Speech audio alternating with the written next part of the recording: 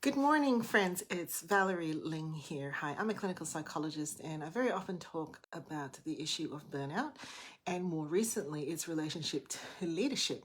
And this is a classic situation of actually how the two come together. Monday is typically my day off at the moment. It's not leave. I'm not on a full stop from the practice, but I have no responsibilities in the practice in our business on a Monday for this particular reason, because here in New South Wales, here in Australia, we've just been given the declaration that the 22nd of September will be a public holiday. And I wanted to bring the correlation, if you like, of why I'm such a firm believer on leaders actually having full days off from their craft and their responsibilities. So I actually had a bit of a restless night thinking of just mulling through why I was uncomfortable pulling the trigger to say that, yes, let's just make this a blanket thing.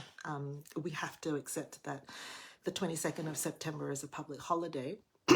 And this morning I spoke to our practice manager and just put a pause on sending out the blanket, you know, a decision to pull the plug for that day and cancel clients and things like that. Not fully aware, I think, of what was beneath my restless night, but knowing that I needed to pull back and pause and to think about it. The reason why it's become so important for leaders to take time out to have this reflective space and not clutter their week and their days and their hours with schedule things and responsibilities is particularly for these sorts of situations. As a leader, we actually have perhaps the only person in our organization that has the bird's eye view of everything that's going on.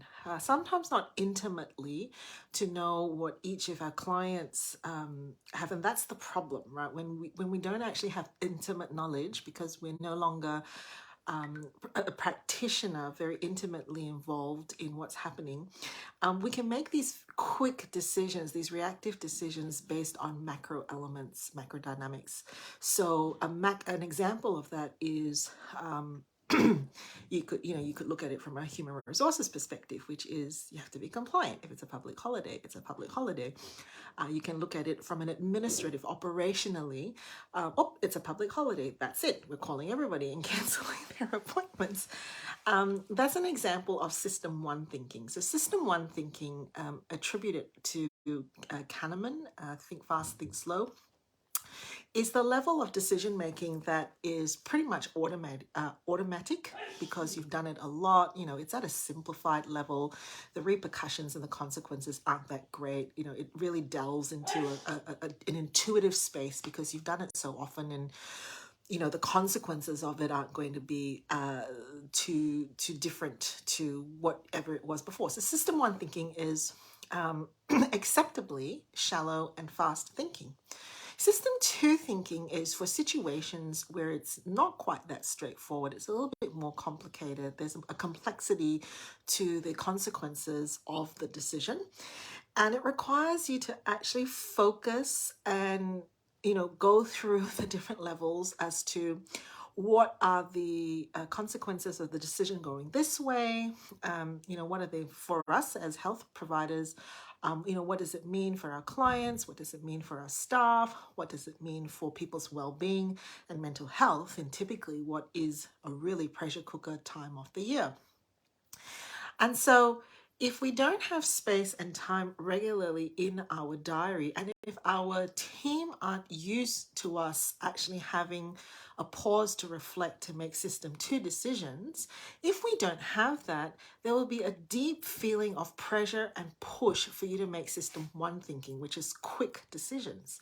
And without communicating that, okay, this is a system two decision, so I'm going to need some time to reflect and actually think about it, we may feel, and our team may feel, a tension of indecision. Now, for me, this decision of a public holiday is definitely a systems two issue, though I would not at all be offended or surprised if, the whole business or our whole team thought it was a system one decision.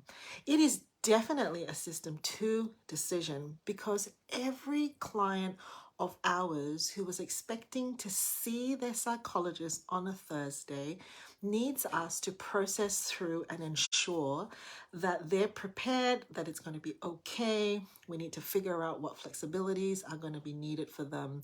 We're going to have to figure out, what the repercussions of it is. And it is not a director decision. And actually, it's not an administrative decision. It's actually a practitioner led decision. So, needing to pause and pull back and figure out that this is a systems two decision means that we just need to take time. Once I've identified that it's a systems two decision, I can then communicate to our team and give them the time and the space that they need to reflect on this in terms of being able to see this not as not being an operations or administrative issue, but it being thinking about what our clients need at this point in time. So being able to say to the phone lines who are calling right now, and giving our administrative team the framework to say this is not entirely a HR or an administrative decision. Just let people know that we are talking about it amongst ourselves to come up with a decision. To me, in my framework of leading our team, it's also not a director-led decision. So yes, there are certain governance and compliance consequences of seeing clients on a public holiday.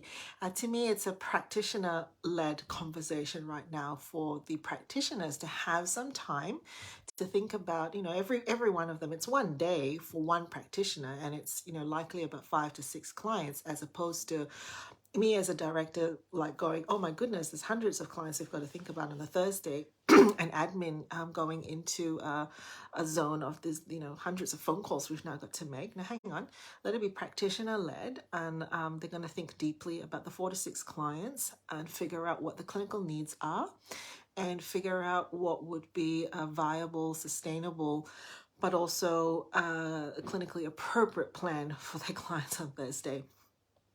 I also think it's important, other than the system one and system two thinking, for us as leaders to have space to reflect and focus and have our days off, because emotionally this could have been a really colliding decision. I'm not saying that it isn't, but I've got space to tease it out.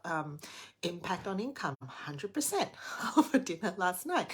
I think my teenage kids were so surprised that what would that mean for an unscheduled public holiday in terms of a small business's income. Yeah, it's huge. It is huge. Feeling like, oh my gosh, we are the oversee, like, healthcare practitioners already were having a hard time. And this, what seems like a respectful decision because of the Queen's passing, also doesn't meet the very real tension that we have of how do we meet our obligations. We have no more capacity to make these changes. So I think as a leader, we're only human. We're going to feel all of these dynamics, and we're going to need space from our diary, from our day, from our responsibilities to feel those things, figure out where they're coming from, and then to make decisions based on objectivity, clarity, and doing the work on ourselves. If some of the emotions that we're feeling are coming from our own exhaustion, our own anxiety, it gives us some time and space to work on that. We may need to talk to someone, we may need to link into some support with a peer, we may even need to see a professional. So for me, the day off is definitely part of my working week. It's not an all stop, as in I'm not on vacation or on holidays. It is a place in my diary where I pause to be able to zoom out and have a little bit of sunshine, reflection, and space to sort out all of the different emotions and priorities and demands, and to be what became a very common phrase in the last few years, a non-anxious presence in our team. I'd love to know what you think and how you get some time to pull back and sort through all of the colliding emotions and competing demands on your plate.